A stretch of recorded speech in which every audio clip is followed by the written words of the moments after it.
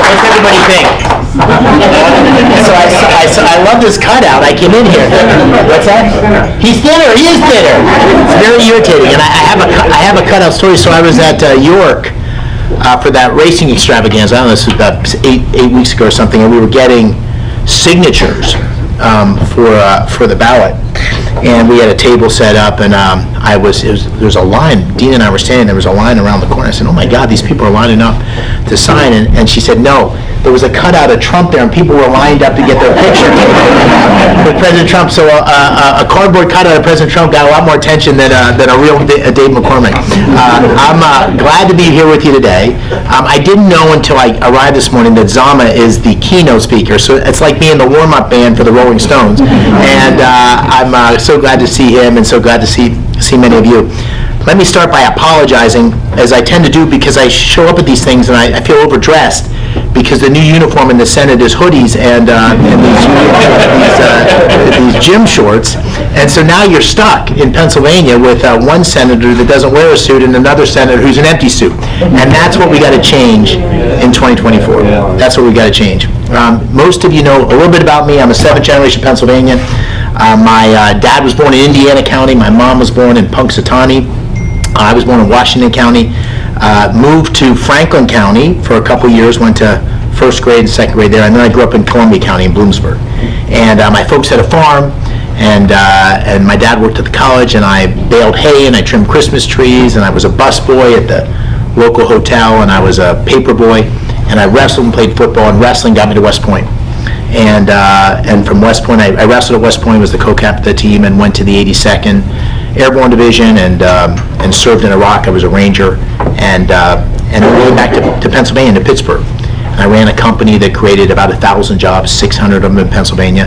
Had 3 of my 4 girls there, and then went on to serve again in the White House and in the Treasury, and then ran another big business. And I would have never dreamed as a kid growing up in Bloomsburg that I would have had the life. I'm 58 and I would have never imagined I've had the life and career. And my wife, who some of you know, was an immigrant. She's a Coptic Christian, born in Egypt.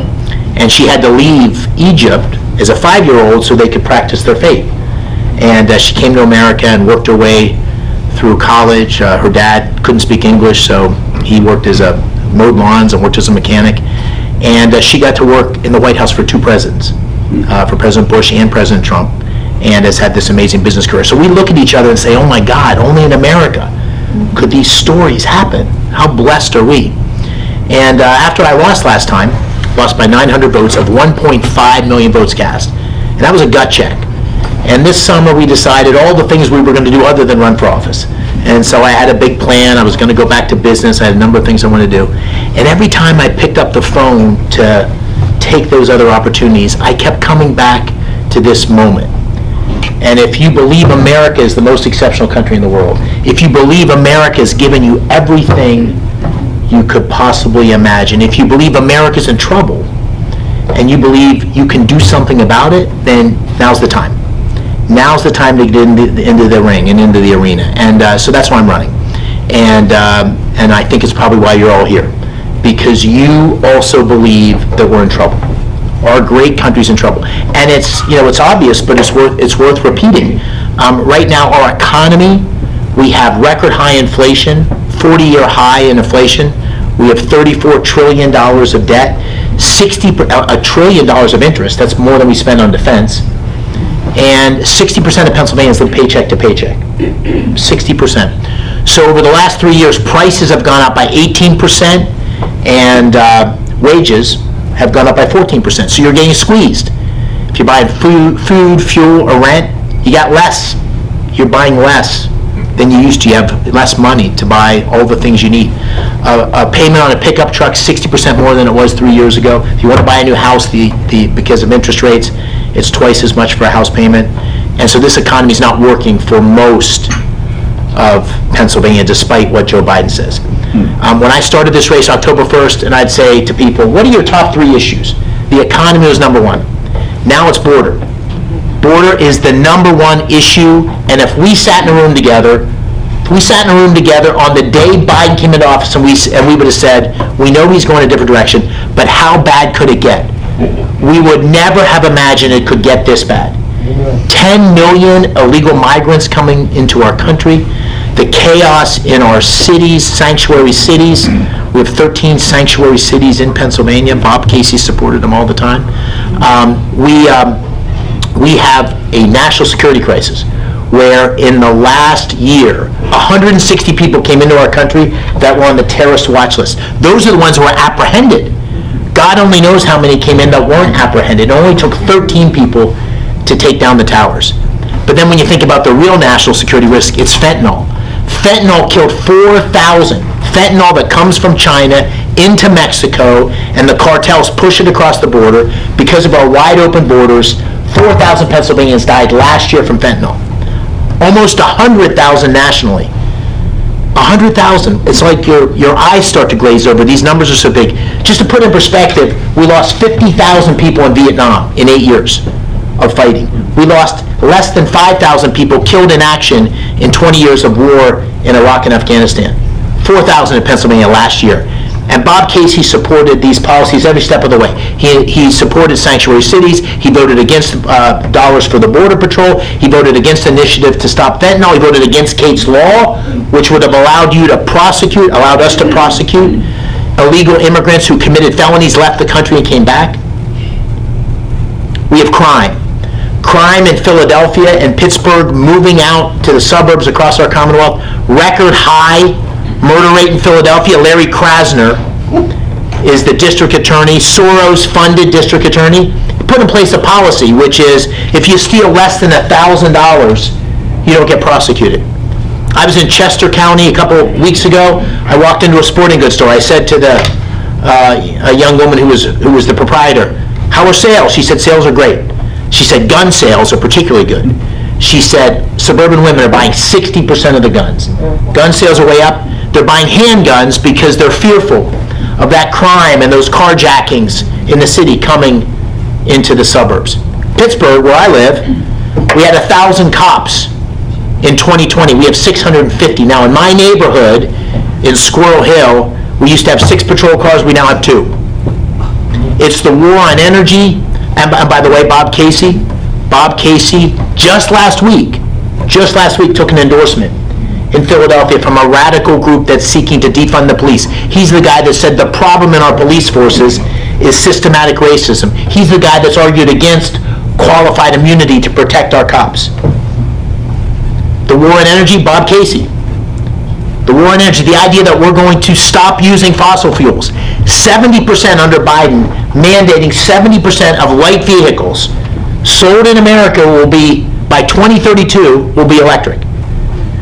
This is destroying our opportunity here in Pennsylvania. We have the 4th largest natural gas reserves in the world, but we can't get that natural gas out of the ground. We can't get pipelines to send it abroad. And at the same time, Joe Biden and Bob Casey have made us dependent on China for lithium batteries and solar panels. So we are in deep, deep trouble, but the spiritual decline is what I worry about most. Only 30% of our young people are patriotic. 30%. Only 30% believe America is exceptional. And then you see those kids marching on campus. They don't know the difference between right and wrong, between good and evil. And you say, how could that happen? We got Jewish kids at the University of Pennsylvania hiding in their rooms because they're afraid they're going to have violence done to them if they go out on campus. And you say, how's that possible? How could it happen? And then you see those 3 college presidents testify, and you say, oh, that's how it happens. The lack of leadership, the lack of moral clarity. We are in trouble. And what's happening abroad is even scarier. If you look at what happened in Israel, my wife and I, Dina, we went to Israel right after Christmas. We went to Kfar Azab, which is one of these communities that was attacked on October 7th. 800 residents, 100 butchered on that day. I'm not exaggerating when I say this. Families burned, parents killed in front of their kids, beheadings. You can't believe it could be so bad, so evil. It's like a horror movie, but you know it's real. And that Hamas is not just directing its evil at Israel, it's at the West. And it's not just Hamas. It's Hezbollah, it's Islamic Jihad. And the original sin is the deal that Obama and Biden did with Iran. It gave them $100 billion, which they're using to support terrorism across the Middle East. Guess who the deciding vote was? Bob Casey. Deciding vote, Bob Casey. It's Russian aggression into Ukraine. It's China rattling its saber. We are at a point where I'm 58 years old. I was a soldier during the Cold War when we talked about nuclear annihilation. I was in the first wave of troops into Iraq. I was the Undersecretary of Treasury when we thought we were going into the next Great Depression. And I've never been more scared about things outside of our borders, outside of our control, taking our country in a direction where we lose control. So that's the state of America we're in. That's the state. That's why it's so scary. That's why 80% of all of us think the country's going in the wrong direction. Now here's the crazy thing. I am an optimist about our ability to get America back on track, because that's our history. We get to the edge of the cliff right here in Gettysburg, the Civil War. We divide, we're polarized, and we get ourselves back on track. The right leaders come to the forefront. It happened in my lifetime in '79 when we had 16% stagflation, the economy was in recession, we were losing, at least we thought we were, the Cold War to the USSR. I remember sitting in line with my dad in the gas line. There was odd days and even days to get gas. Remember, 435 hostages, or 435 days that all hostages, American hostages, were held by Iran. And in 1983, when I was a freshman at West Point, a plebe, it was Morning in America. And the country was back on track, good leadership, good policies. I'm not saying we need Ronald Reagan today. I'm not saying we even need Reagan's policies. What I am saying is we need leadership. And this seat in Pennsylvania Senate could not be more important. It couldn't be more important. It's not only going to ensure that we have the right leadership for Pennsylvania. We are so underrepresented today with Bob Casey and John Fetterman. We're not just going to get the right leadership for Pennsylvania. This seat will flip the majority. It will make sure that we have Republicans standing in the way of the liberal progressive left taking us over a cliff, and it will allow us to have the leadership in place to drive our country in the right direction. So that is why I'm running. That's why we need to win this seat. And let me tell you why I'm going to win this seat. With your help, God willing, and it's not just about me, it's about up and down the ticket. Number one, a change election. This is a change election. 80% of Pennsylvanians think the country's in the wrong direction. Those aren't just Republicans. Those are Democrats, those are independents. They believe America is headed in the wrong direction. You'd rather be a challenger than an incumbent when it's a change election. Number two, I've had the good fortune of uniting the Republican Party. That's not easy to do. I lived through a tough primary. Republican primaries are like blood sport in Pennsylvania, and I've had the good support across our party. So that means Scott Perry, who was the former chairman of the Freedom Caucus, as all of you know, supported me. That means Brian Fitzpatrick, who's the co-chair of the Problem Solvers Caucus in Bucks County, supported me. And I say the same thing to all of them. You're only going to probably agree with 80% of what I say. 80%, which is higher than I have with Dina, so that's pretty good. 80% is not bad, right? But what you can count on is that I'm going to fight for Pennsylvania.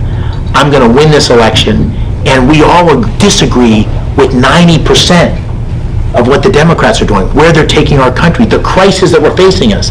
Those are the big things.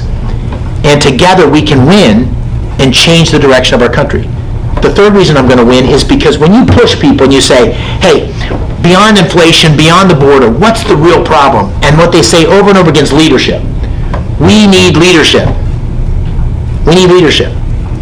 And then my opponent is the opposite of a leader. This man is a follower.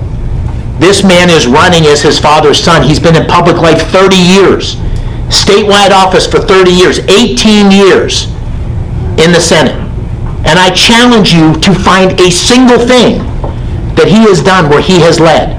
Not one. My dad said, check the Google machine. I said, Dad, I checked it. There is no leadership on Bob Casey's behalf. But don't think that that doesn't mean he's not dangerous. He has voted 98% of the time with Joe Biden.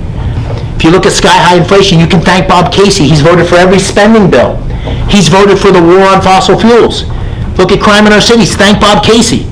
He's been soft on crime from day one. He supports Larry Krasner. He supports defunding the police. The border, I already told you, Bob Casey every step of the way, against the border wall, against the steps that will secure our border, stop the flow of fentanyl. Bob Casey's been at the scene of the crime in every single thing that Joe Biden's done that's taken our country in the wrong direction. And the fourth reason I'm going to win is because you can feel it. We're at the beginning of a movement. We are at the beginning of, people are deeply frightened. about the direction. 2/3 of us, myself included, think our kids are going to be less well off than we are. We all feel it. And you've had politicians coming from the beginning of time telling you this is the most important election of your lifetime. By the way, you can't call me a politician until I win something. So right now I'm just a business guy going for it. Right? But you've had politicians saying that forever. And I just want to challenge you, think about your lifetime. Think about a single election in your lifetime that was more important than this one. Think about a moment where the country seemed so fragile. Think about a moment where the consequences of getting the wrong people in place seem so profound. This is, or it may be, the most important election of your lifetime. And I was at Penn State, I don't know, a month or so ago. I met with 50 college Republicans. Those may be the only Republicans at Penn State. And I said to them what I'll say to you and finish on, which is, I'm going to be okay.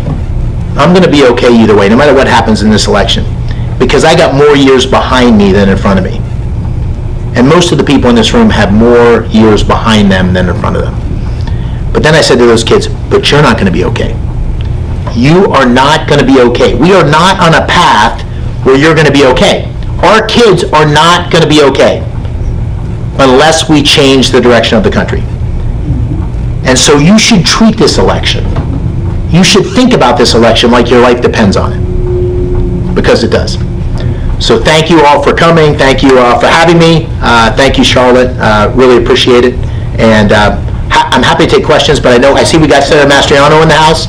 Good to see you, Senator. Good morning. Thank you for being here. I think it's okay. If you want to take a I'm happy to take any questions if we have time for them, but I don't want to get in front of Zama. See, this is a bad place to be in front of Zama. You better be good now the way I built you up. Any questions or comments for me? I'll make a comment. Yes, sir. I don't agree with 80% of what you said. I agree with 100%. I'll take it, Dan. That's better than Dina. That's better. That's better than Dina. Yes, sir. Oh, okay. I just wanted to, I like what you're saying here. I just wanted to ask for clarification on some things. So I was, I forget where it was exactly, but I was reading something that you in the past have been very, you've said things in favor of, outsourcing jobs to overseas, to other countries, and I just wanted to ask if you have any clarification on those comments. Yeah, so I never said that. Never said I was in support of outsourcing jobs. I think the way that I'm going to get hit, so start with, this is a contact sport. This is a contact sport, and this is the most significant race in the country, Senate-wise. And just to put in perspective, two things I want to flag for you. The Democrats have already reserved $42 million of advertising in Pennsylvania beginning in August. $42 million. I don't think those are going to be positive ads saying what a great guy I am, right? $42 million. This is the Senate committee. This isn't the whole state. This is the Senate committee just directed at me. So these are the kinds of attacks that I'm going to get. And the second thing I'll say is, if you watch the State of the Union, which was excruciatingly hard to watch, but in that State of the Union, President Biden called out Bob Casey for his legislation on greedflation. Bob, you're doing a great job. Let's get behind Bobby. And the reason that is because Chuck Schumer has said to Joe Biden, Casey's in trouble. We got to help him. We got to boost him. And that's how we're going to do it. And so they're going to attack me on my business career. I ran two businesses. I ran a business in Pittsburgh, which had about 1,000 jobs. I never said we should outsource jobs to China. It created 600 jobs. When I sold the company, I negotiated a deal where those jobs had to stay in Pittsburgh. So I'd added lots of jobs to Pennsylvania. And then I ran an investment firm, and the investment firm didn't even buy positions in companies. It had nothing to do with jobs. So like I can say on the campaign stage, on the debate stage to Bob Casey, I'd like you to show me one single job that was affected by anything Dave McCormick did when he was CEO of Bridgewater. So it's not true. It's a lie. But there's going to be lots of lies. And my challenge is to stay the course and fight through the storm. And there'll be lots of things that come at me. And what I can say to you is I'll answer any. Doug Mastriano and I have gotten to know each other. I mean, I will answer any question honestly. You ask me any hard question, I will own my history. I'm proud of it, and that's the case here. Yes, sir. To follow up with the direction of his question, and you are not an ingenue in terms of international finance, et cetera, I'm not an ingenue? yes, a newcomer. All right, that's a GRE word right there. I never got that one. A lot of people are concerned about the World Economic Forum. Yeah. The book that was published outlining their agenda during COVID, the Great Reset, do you have an opinion on that book? Are you opposed to their agenda? I've not read the book. I don't know about the Or book. you're familiar with their agenda? I'm not really familiar with their agenda. The reason this keeps getting brought up is I have been to the World Economic Forum. It's a place where business CEOs go. And as I said, last campaign, the last time I went to that, the last two times I went to that, it was with President Trump. So it is a place where business people. I have no connection to them. I have no ongoing connection to them. I've not been a member of it. I don't know what the agenda is, other than it's a globalization kind of agenda. But I can't speak to this. Okay, so you didn't make it to Scaramucci's wine party with $1,000 bottles of wine? I did not. I did not. Again, but that question will come up, and that's the answer. Yes, sir. One more impact. You mentioned how the border is a big issue now. Yeah. One of the things that people forget about is the economic impact from that. We're always talking about the fact that inflation is bad.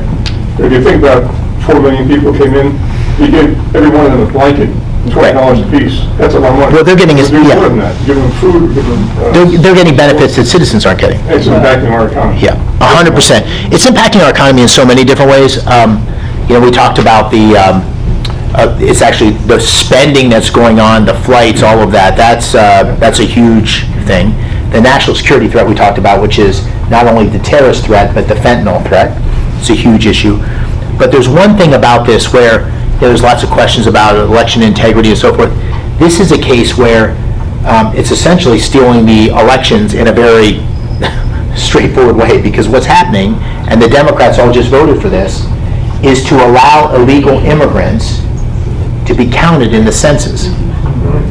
Okay, I just want to make sure everybody understands how big a deal this is. And all the Democrats voted for this, including Bob Casey. So if you have 10 million illegal immigrants that are counted in the census, and then what happens is the census determines congressional seats, and it also determines votes in the Electoral College. So if New York gets 1 million illegal immigrants that are in the census, then it gets another congressional seat, and blue states get more congressional seats, that essentially tips the balance of power in favor of blue states, in favor of Democrats.